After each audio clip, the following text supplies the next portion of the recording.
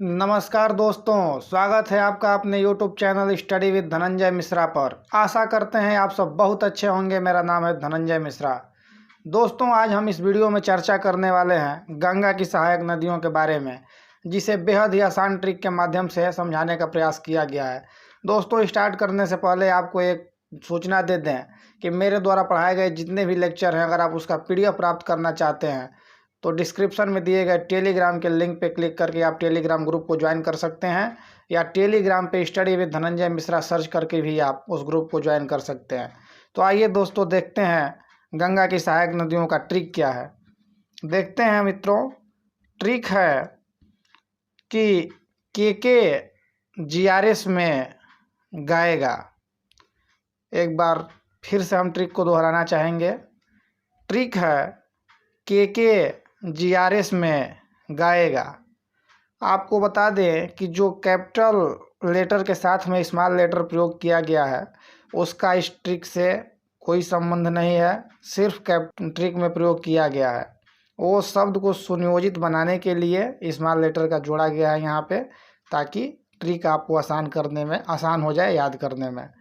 तो फिर से एक बार हम ट्रिक को दोहराते हैं। ट्रिक है के GRS में गाएगा। अब देखते हैं ट्रिक का मतलब क्या है।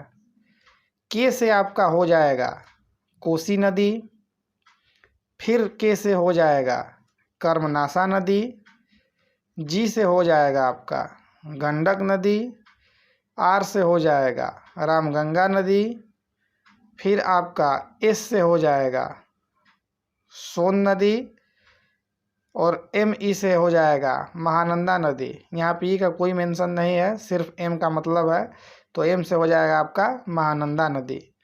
फिर आगे देखते हैं, और GA से हो जाएगा आपका गोमती नदी, और YE से हो जाएगा आपका यमुना नदी, और GA से हो जाएगा आपका घाघरा नदी। एक बार फिर से ट्रिक को देख लेते हैं ताकि आपको बिल्कुल कंठस्थ हो जाए और किसी प्रकार की कठिनाइयों का सामना न करना पड़े। तो देखते हैं एक बार फिर से ट्रिक क्या है। ट्रिक है के GRS में गाएगा। अब ट्रिक का मतलब एक बार फिर से देख लेते हैं। के से हो जाएगा आपका कोसी नदी, के से हो जाएगा फिर से कर्मनासा नदी, जी से हो जाएगा गंडक नदी, आर से हो जाएगा रामगंगा नदी, और एस से हो जाएगा आपका सोन नदी, और आगे आपका ME से हो जाएगा आपका महानंदा नदी, और फिर आपका हो जाएगा GA से गोमती नदी, YE से यमुना नदी, और GA से घाघरा नदी। दोस्तों, अब इससे संबंधित एक्स्ट्रा फैक्ट देख लेते हैं ताकि आपको अतिरिक्त जानकारी हो जाएगी, और यहाँ से कोई प्रश्न बनता है तो आप उसे आसानी से उसका उत्तर देने में सक्षम रहेंगे। तो देखते हैं अब कोसी नदी के बारे में एक्स्ट्रा फैक्ट।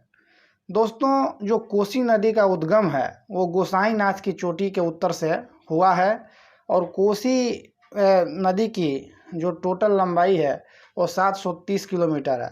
दोस्तों, सबसे महत्वपूर्ण प्रश्न यहाँ से ये बनता है कि बिहार का शोक किस नदी को कहा जाता है। तो इसका सही उत्तर है कि बिहार का शोक कोसी नदी को कहा जाता है।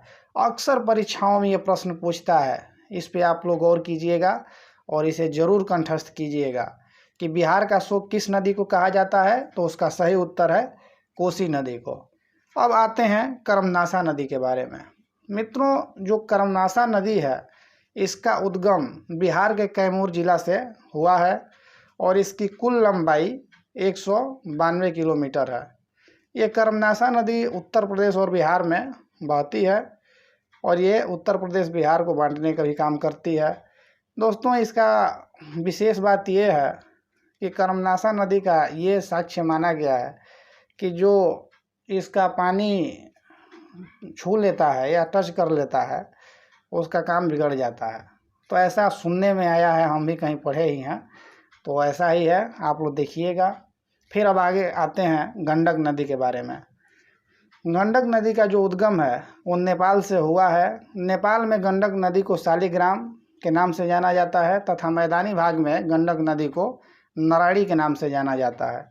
और गंडक नदी की जो लंबाई है वो 425 किलोमीटर है। अब देखते हैं रामगंगा नदी के बारे में। रामगंगा नदी का जो उद्गम है वो नैनीताल के समीप जो मुख्य हिमालय की श्रेणी है उसके दक्षिणी भाग से हुआ है। और जो रामगंगा नदी की लंबाई है वो 696 किलोमीटर है। और एक प्रश्न बड़ा महत्वपूर्ण यहाँ से पूछता है कि वो कौन सी नदी है जो जिम कॉर्बेट नेशनल पार्क के बीच से गुजरती है। तो इसका सही उत्तर हो जाता है रामगंगा नदी। अब देख लेते हैं सोन नदी के बारे में। सोन नदी का जो उद्गम हुआ है वो अमरकंटक की पहाड़ियों से हुआ है और ये नर्मदा नदी के बिल्कुल पास से ही हुआ है। तो सोन नदी की जो कुल लंबाई है वो 780 किलोमीटर है।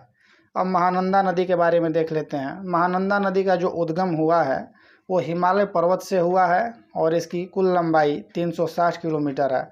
और महानंदा नदी जो है कि बिहार और बंगाल के बीच बॉर्डर का एक काम करती है।